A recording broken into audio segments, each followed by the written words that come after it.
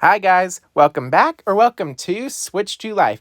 And in today's video, we are going to be reviewing the brand new live action movie Mufasa the Lion King, which isn't actually live action, it's animated, but you know what I mean. This is a sequel, a prequel, and a soft reboot of the live action movie from 2019. And I will say that while the live action Lion King remake was a bit disappointing because it brought nothing new in an emotionless cash grab, this movie actually was pretty good. It had an original story that dives into the origin of Mufasa and Scar, why they are the way that they are. Why is Mufasa good while Scar is evil? And while the main focus of the movie is that origin story, it's actually a sequel because it's actually a story being told by Rafiki to Simba's daughter, Kiara. I gotta say that while this movie was good, especially the animation, I love that how realistic they managed to make the lions come across, and this time, they actually expressed a lot of emotion in the characters. They had facial expressions in the lions, which is really good. And unlike the 2019 version of the film, I can actually tell the lions apart, which is really saying something. Now, I know what you're thinking. Would this movie have been better if it was traditionally animated like the original franchise? Well, no, at least in my opinion. Sure, it would have been a lot more nostalgic than this live action crap, but unfortunately, I like that this is live action just because that means that the story isn't canon to the actual franchise. I'll talk more about that later, but for now, let's talk about other aspects of the movie. As for the voice acting, well, a lot of the characters have British accents for some reason, which I was not a fan of. It actually kind of made it so I couldn't relate to these characters, which is rather unfortunate. I'm used to them having an American accent, then out of nowhere they have a British accent. So weird. Because of that, I just didn't really find the voice actors' deliveries emotional, but I do think they got a lot of really good voice actors. Not only a bunch of returning characters from the 2019 movie, but they also got a bunch of brand new voice actors, including my personal favorite kind of casting choice, having Beyonce Carter, who voices Nala, have her daughter Kiara played by her own daughter, Blue Ivy Carter. And now let's talk about the music. And I really love the music. Lin-Manuel Miranda really knew exactly what he was doing. And it really shows because the music was awesome. Not as nostalgic as the original franchise, but still really good. And honestly, extremely beautiful. I especially love how the characters can be singing different songs with different words, different melodies, and yet the two work so well together that it creates one beautiful harmony. I love all of the music included here, but especially I've always wanted a brother. However, I do like the song Bye Bye, but that's mostly just because it paints the villain in a super evil but also funny kind of light. And now it's time to dive into the story, and I will say that the story is pretty good. We'll talk more about spoilers later, but here's the basic premise. First off, we need to talk about the opening. I really enjoyed how it actually opened with a dedication to James Earl Jones, the voice actor of Mufasa, who died earlier this year. And I love that the film actually opened with the dedication instead of put it in the end credits because that just makes the movie so much better. Then, just like how the original Lion King opened up with the Circle of Life song, the same person sings a brand new song to open up this movie, and we see Simba telling the Pride Lands that he's excited for the birth of his new offspring. And no, this isn't Kiara, she's already been born, this is a completely different kid. I'll give you one guess who. But anyway, Simba is going to the birthing grounds to meet up with Nala, and he has to place Timon and Pumbaa in charge of babysitting Kiara.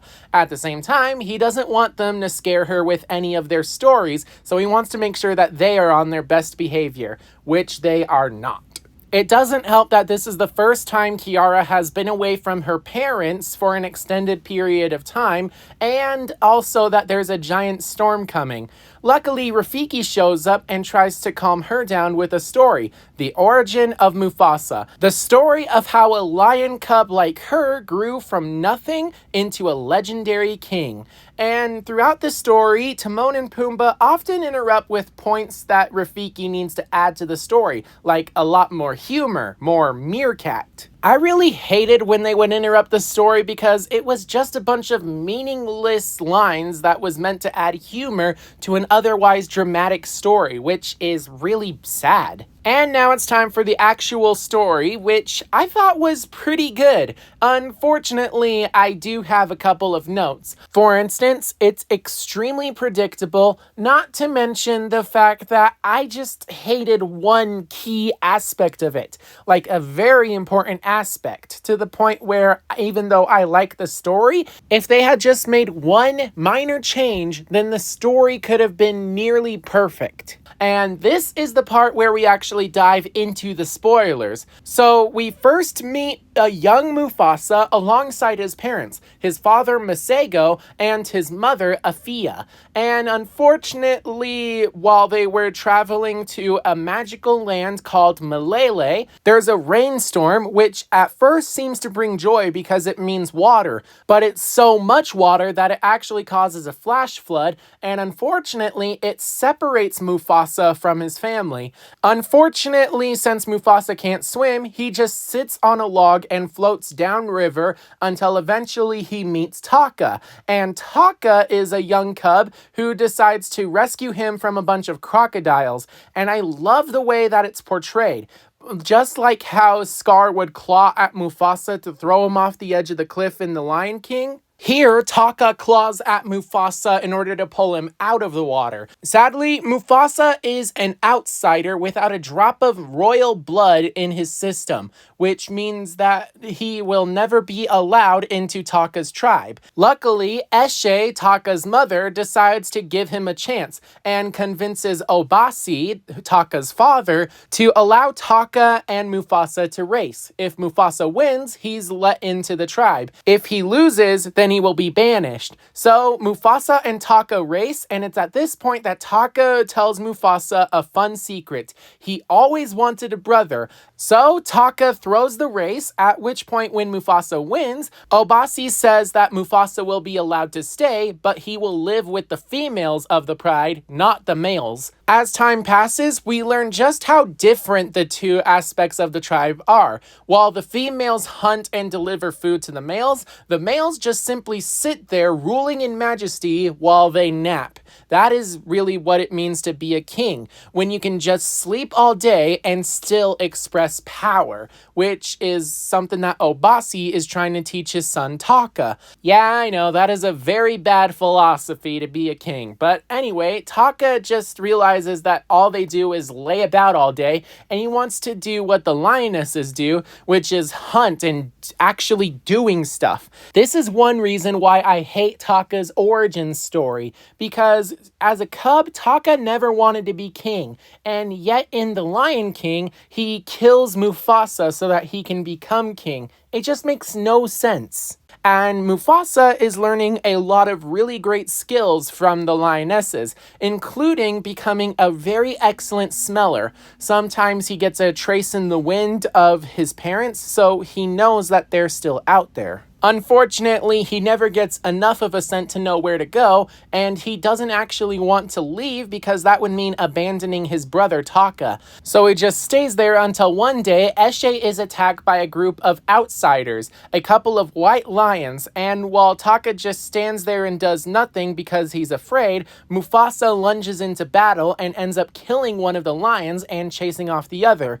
It turns out that was a problem because that lion he killed was actually the son of Kiros, the leader of the Outlanders. See, the thing about Kiros is that he wants to destroy every single lion pride so that he alone is the one true Lion King. So, after having his lionesses kill the deserter lion, he decides to attack Obasi's pride. So, Obasi decides to send Taka away to protect the royal lineage and Mufasa to protect him. Unfortunately, Kiros ends up killing Obasi's entire pride. So, Taka Taka is the only surviving member. Unfortunately, Kyros decides to continue hunting down Taka and Mufasa, so they begin a journey to try to find Malele, which is where Mufasa's parents were trying to go before the flash flood separated them. On the journey, they meet Sarabi, who is another heir to a different pride of lions that was taken out by Kyros, just like Taka, and also her scout Zazu. And so the four of them begin a journey, and when they need to hunt for food, they decide to stalk a baboon. And this baboon is a young Rafiki. And so I just love Rafiki's character in this because he's so wise, even though he's also a little bit silly. When he first meets the lions who are about to kill him, he just shrugs it off. And then he says that he knows the way to Malele, which is weird because the lions never said they were trying to find Malele. So they decide to trust the baboon, even though he is weird, but he also seems extremely wise. And the reason is because he has dreams given to him from the ancestors, prophecies that are going to come true. Unfortunately, his own baboon tribe decided to cast him out because he would always prophesy danger. So the five of them team up and decide to travel to Malele, while at the same time being hunted by Kyros, who is trying to get revenge on Mufasa for killing his son, and also Taka for being the last heir. During the journey, we see Taka fall in love with Sarabi, and he tries to find a way to get Sarabi to fall in love with him. What I love is that while we never really saw that relationship in the original Lion King, in the 2019 version, they actually added a couple lines that would say that Scar actually does want to get married to Sarabi, even though she's already married to his dead brother. And luckily, Mufasa is supportive. When he rescues an unconscious Sarabi from an elephant stampede, he gives the credit to Taka, and he also gives Taka advice, like compliment her on the flowers from her valley. Their traces are all over her fur. So Taka does this, but eventually Sarabi is smart enough to realize that Taka wouldn't be able to smell the flowers on her fur, but Mufasa would easily be able to, because he has a very excellent sense of smell, and he keeps showing this off over and over again, not as an act of showboating, but in an effort to help them survive the journey, as well as prevent them from being caught by Kyros. He even comes up with a plan to have Zazu use his wings to hide their footprints in the snow from Kyros. And eventually, Sarabi begins to fall in love with Mufasa. And unfortunately, while Mufasa tries to say, no, that was all Taka, eventually he decides to accept the credit because Sarabi just won't let it go. And eventually, well, Taka gets jealous of Mufasa and Sarabi. I mean, you know how it goes. Guy likes a girl, but the girl likes his brother. Yeah, I was not happy with this origin story. This is supposed to be the story of how Taka turned into Scar, but the problem is that Scar is so iconically evil, and yet the reason that he's supposedly evil is just because he's jealous of his brother for getting the girl. Yeah, I was not happy with this origin story. This is not Scar. This is why I'm happy that this movie isn't traditionally animated, because if it was, then it would need to be canon to the actual Lion King franchise. Because the Scar from the original animated Lion King is just so iconically evil, and this Taka guy, they're just two completely different characters. And you're telling me that Taka, the kid who's always wanted a brother, decides to kill his brother because he's jealous that he got the girl? Yeah, that makes no sense whatsoever. It's made even worse by what happens later in the movie. So anyway, Taka decides to talk with Kyros and say that he will leave them a trail of claw marks, making scars on the mountain so that he could lead them to Malele, where Kyros can then get his revenge on Mufasa. And it helps that Kyros has no idea how to follow Mufasa otherwise, so he forms an alliance with Taka. So Mufasa and the gang end up going to Malele, where Rafiki reveals that he's been looking for his long-lost brother. But it turns out that in his visions, it wasn't really his actual blood-related brother, it was a brother in arms, a friend who is so close that he can be considered a brother, and Mufasa is that friend. Unfortunately, that's when Kyros attacks, at which point Taka's betrayal is revealed, and Mufasa tries to rally all of the Pride Landers together in order to form an army. So, Mufasa and the Pride Landers attack Kyros and his army of lionesses, at which point they end up having a one-on-one battle inside of a cavern, and just as Kyros is about to kill Mufasa, Taka remembers the brotherly bond that he has with Mufasa, so Taka lunges in and takes the blow for Mufasa, which ends up causing him to have a scar on his eye. At which point, Taka and Mufasa team up together, and that's when the cavern starts to collapse, turning the mountain into Pride Rock, and also making it so that a giant pool opens up. And the thing is, ever since the flash flood, Mufasa has been very afraid of water. Luckily, he's able to overcome his fears and focus on his surroundings long enough to use the environment against Kyros, and eventually a rock sends Kyros to the bottom of the pool. But when Mufasa tries to get out of the pool, he ends up running out of air right at the very surface, and that's when Taka reaches in and grabs Mufasa with his claws. Again, just like how he threw Mufasa off the cliff in the original movie, and also how he saved Mufasa at the start of this movie when they were cubs. And it's at this point that Taka has a decision to make. Either let go and let Mufasa sink, or pull him to safety. Well, Taka decides to pull Mufasa to safety. You see, this is what I mean by Taka and Scar can't be the same person. Taka would save Mufasa, Scar would let him die. This is literally the same thing that happens in the original movie, and yet in this instance, Scar decides to save Mufasa. Why? I just don't understand it. If Mufasa drowns, Taka becomes king and he gets the girl, not Mufasa.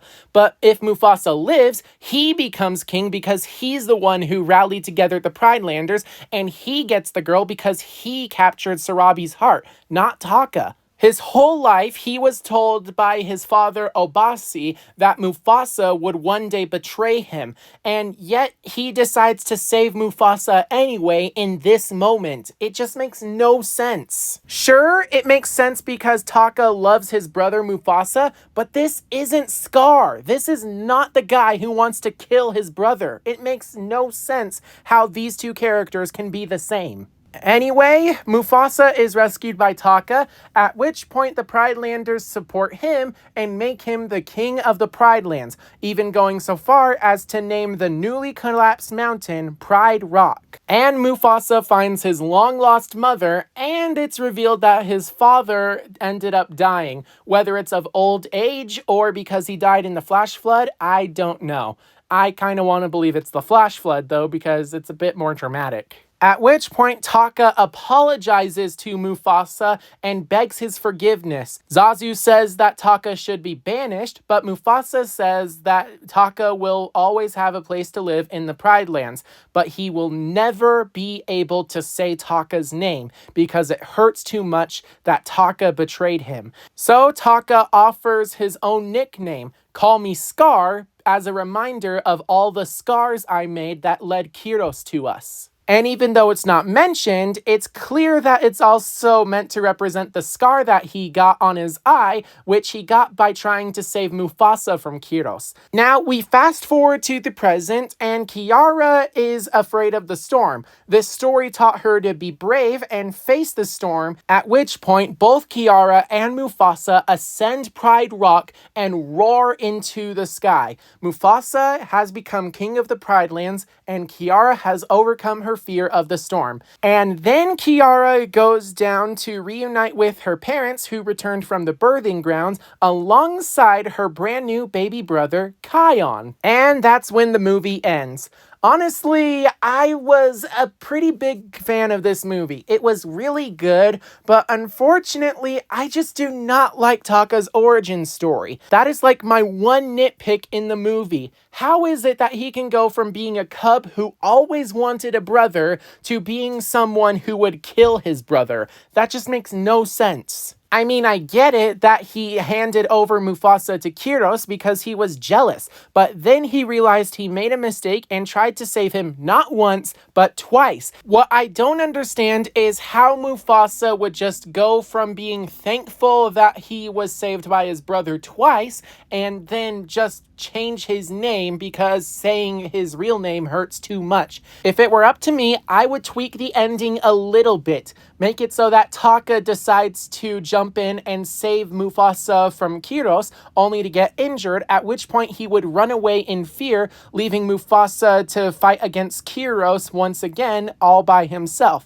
At which point he would then beat Kyros in the pool, rescue himself, and then have Taka decide to apologize, not only for the betrayal, but also being a coward. And then the two can get into an argument, with Mufasa saying, "I supported you throughout your whole life. You were destined to become king, and I supported you. You wanted Sarabi? I supported you. It's not my fault that she decided to pick me, and yet you decided to betray me and this entire land. Then when you tried to save me, you ran away and left me to die at Kyros' hands. I will never forgive you. You may not be banished, but you are no longer my brother." Then Scar can fight back with, "I saved your life, not only as a cub, but just now, and I got injured in the process, and this is how you repay me?" I mean, even if they decided to keep the sequence with Taka saving Mufasa from the pool,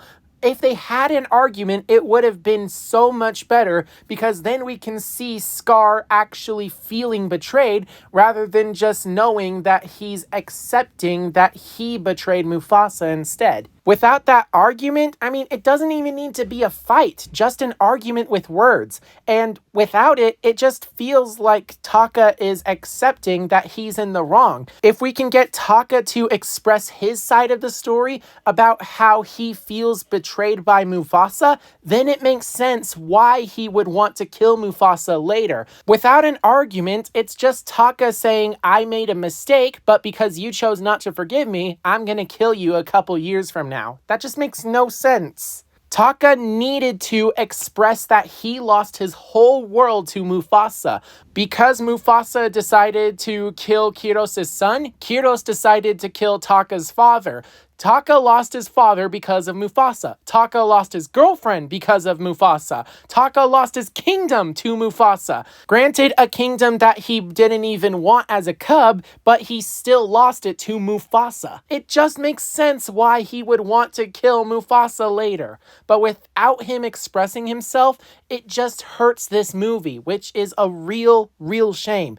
Again, that is like my only nitpick in this movie. Well, that and the constant interruptions from Timon and Pumbaa as Rafiki was telling the story. But in summary, I would say that this movie was pretty great. It had great animation, some good voice acting, not to mention some great casting choices, and some very beautiful music that I really enjoyed. But above all else, it had a great story that unfortunately suffered just because they decided not to include an argument between Taka and Mufasa at the end, which honestly is just my opinion, but I feel like many of you can agree with me. But with that in mind, I hope that you guys enjoyed this review. If you want, make sure to support the channel by joining my membership program, and be sure to let me know down below in the comments if you think that Taka's origin story was actually good, or if you agree with me that they didn't portray Taka's origin in the best light. But with that in mind, I hope that you're all staying safe out there, and I will see you all in my next video. Bye-bye. He's such a visual storyteller. Yet it makes sense that he lives alone.